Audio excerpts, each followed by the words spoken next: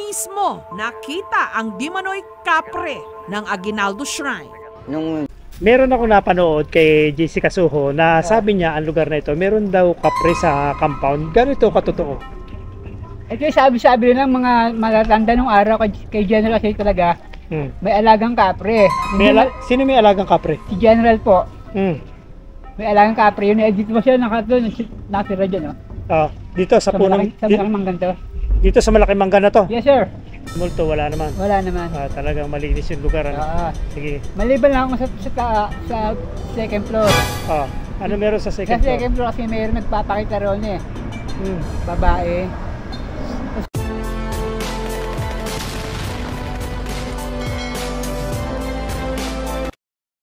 Ito ang mansyon ng kauna-unahang Pangulo ng Pilipinas na may sukat na 14,000 square feet sa floor area nito. At siya mismo ang nagdisenyo ng nasabing mansyon.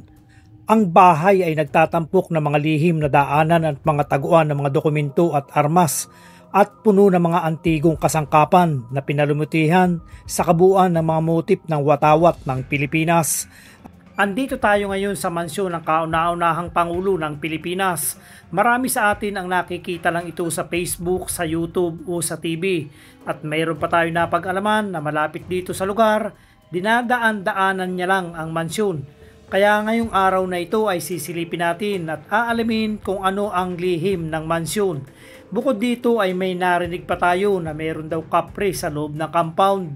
Kaya ngayong araw na ito ay papakita ko sa inyo yung loob at labas ng nasabing mansyon. Tara, pasukin natin. Dahil sa tayo nga ay isang vlogger, kailangan nating mag-build up ng isang form kung ano yung ating layunin, kung ano yung purpose natin sa loob ng mansyon. Sa ating pagpasok dito nga sa ground floor ay makikita agad natin ang mga personal na kagamitan ng dating Pangulo. At dito ay mayroong isang boiling lane na inilagay na rin dito sa ground floor, parte ng museum, at ito raw ay nagawa pa noong 1920s. Grabe, kasi meron na palang bowling noong 1920s at ayon sa sinasabi, ito raw yung paboritong pastime ng dating Pangulo.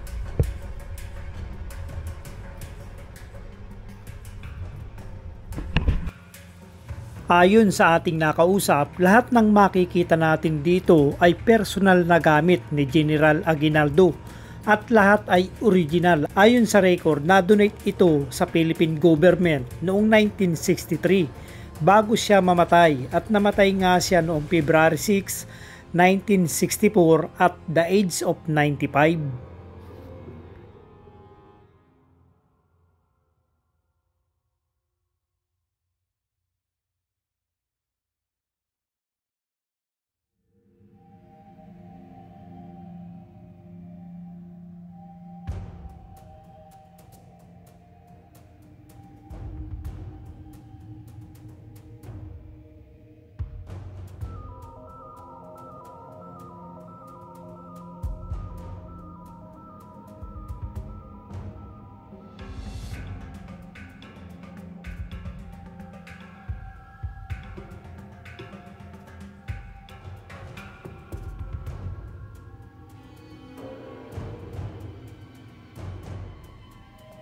Ito yung kanyang diorama o taking sa Tansa noong March 23, 1897 na ang kanyang vice presidente dito ay si Mariano Trias.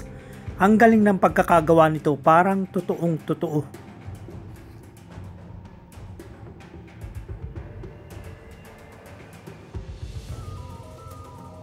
Ito daw ay isang sikretong istruktura dito sa bahay ni General Emilio Aguinaldo. Ang tawag daw dito ay bomb shelter. Dito raw bumababa ang pamilya noong panahon ng digmaan para magtago. At kung mapapansin ninyo yung wall na sinarhan ay pinaniniwala ang tunnel papunta sa simbahan ng Kawit. Pero hindi ito napatunayan noong time na nadonate ito ni General Aguinaldo kasi nasira na yung daanan. Pero ayon sa mga tagalukal at taga-Kawit, yan daw talaga yung pinaniniwalaan na tunnel going to Kawit Church. Ito yung mga agimat na sinasabi nila na ang mga taga Cavite ay kilala sa pagkakaroon ng mga agimat na kaya raw nagtatagal ang buhay ng isang tao ay dahil sa agimat. Para kay General Aguinaldo ay naniniwala ang karamihan na meron siyang agimat at ang nakikita natin ito ay mga koleksyon ng mga agimat.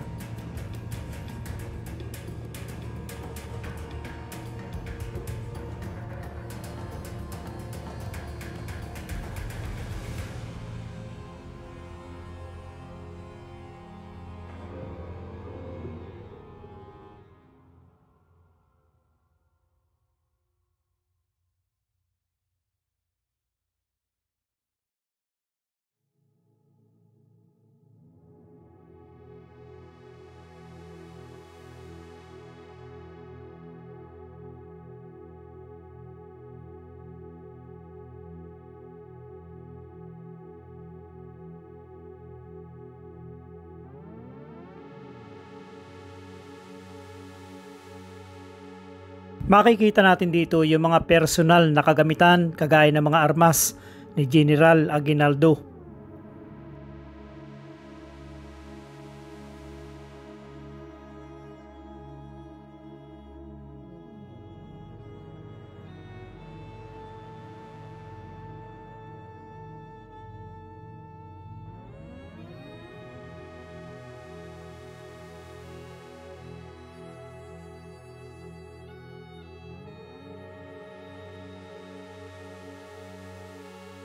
Ito yung original stairway pataas ng bahay at original part ng bahay made of apple wood na ayon sa kanila ang apple wood daw ay water resistant.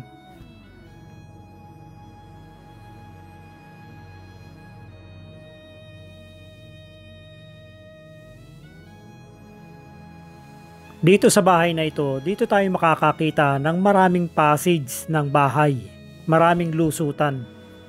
Ito yung family wing, silid ng bahay ng anak ni General Aguinaldo. Idinagdag lang daw ito noong 1900. Hindi na tayo makapasok sa loob dahil may harang. Hanggang dito lang tayo. Siguro nilagay nila ito para ma-maintain ang kaayusan ng bahay.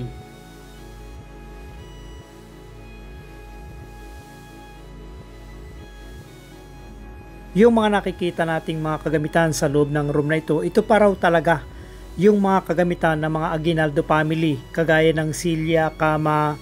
Ito yung mga kwarto ng mga anak na babae ni General Aguinaldo.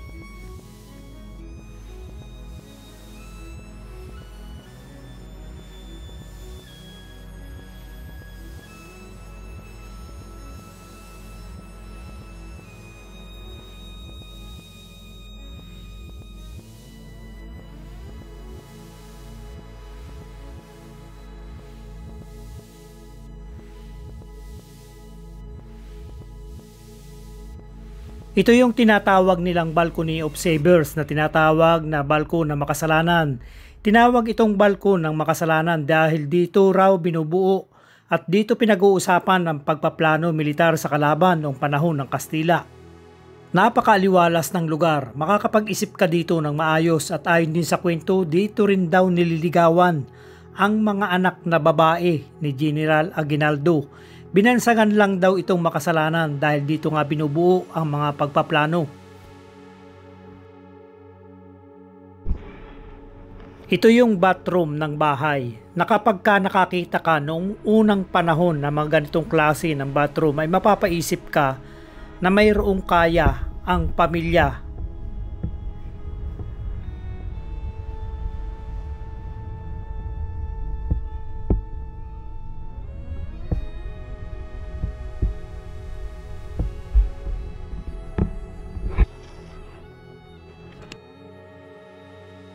Ito yung kanilang master bedroom. Nai-imagine ko kung gaano kaganda ang bahay na ito noon. At kahit naman ngayon ay mamamangha ka sa mga ginamit na kahoy ng bahay. Itong kanyang master bedroom ay merong sikretong daanan papunta dun sa kanyang indoor swimming pool. Mamaya papakita ko sa inyo kung nasaan yung swimming pool.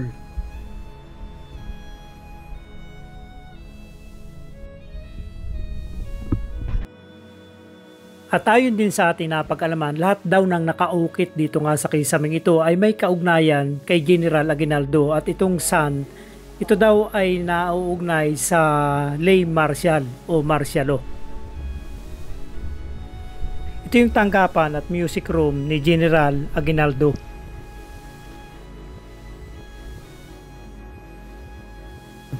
Ito yung tinatawag na Inang Bayan.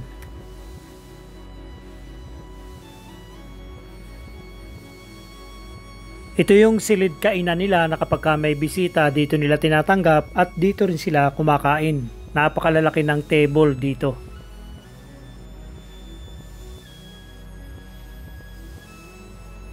At dito sa hapagkainan ay meron kayong mapapansin sa kisame na isang mapa ng Pilipinas, at yung may kulay na pula, yun yung probinsya ng Cavite.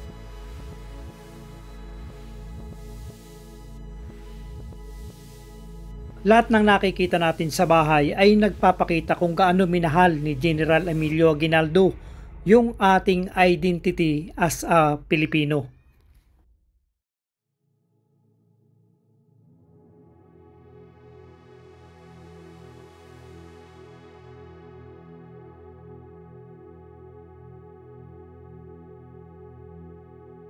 Itong ating nakikitang upuan na ito, yang sandala na yan, kapag ka binuklat mo ay pwedeng lagyan ng mga sikretong kagamitan gaya ng mga armas.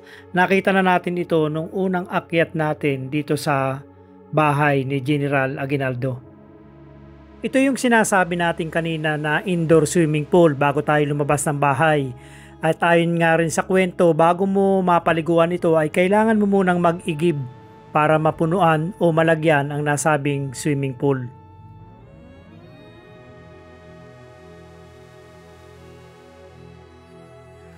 At paglabas natin ng bahay dito sa gawing likurang ito ay makikita natin ang libing ni General Aguinaldo.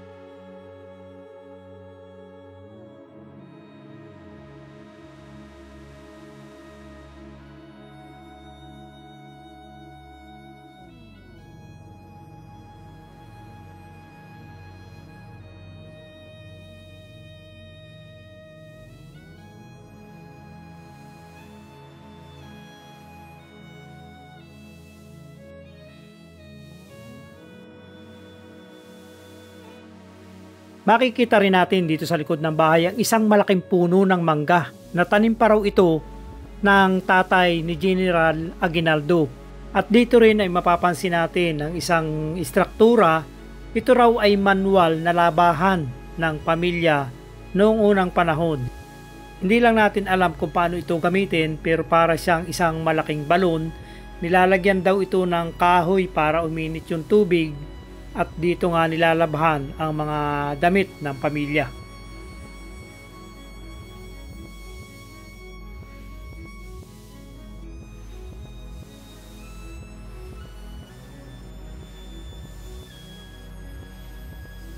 Hindi lang tatay ni General ang may tanim dito nga sa likod ng bahay. Mismong si General Aguinaldo ay may tanim na isang puno ng chiko. Kung mapapansin ninyo ang chiko na ito, napakalaki na ng puno. Talagang mapapansin nyo yung katandaan niya.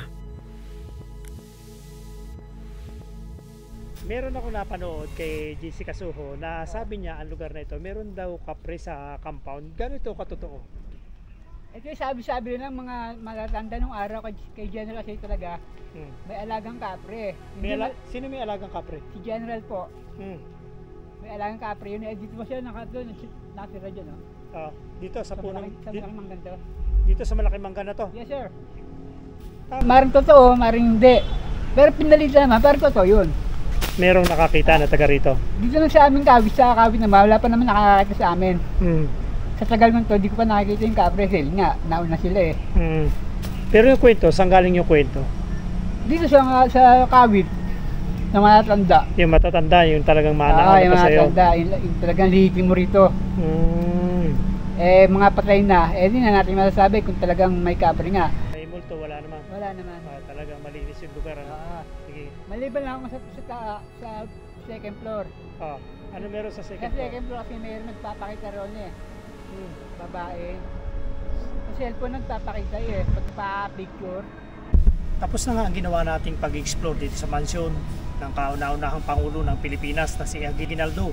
Nakita natin doon sa loob yung kanyang mga gamit at yung mga lihim na ibang gamit katulad ng upuan na kapag binuklat mo ay pwedeng lagayan ng armas.